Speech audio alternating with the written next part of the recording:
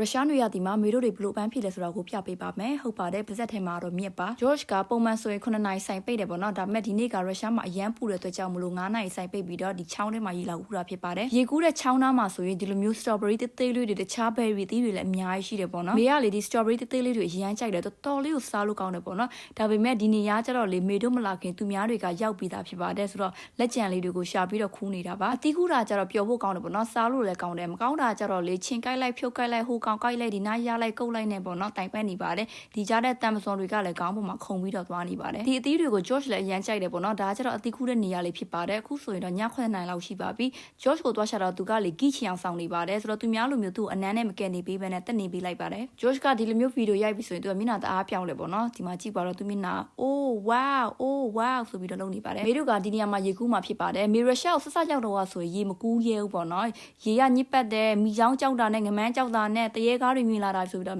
မကူးရဲပါဘူး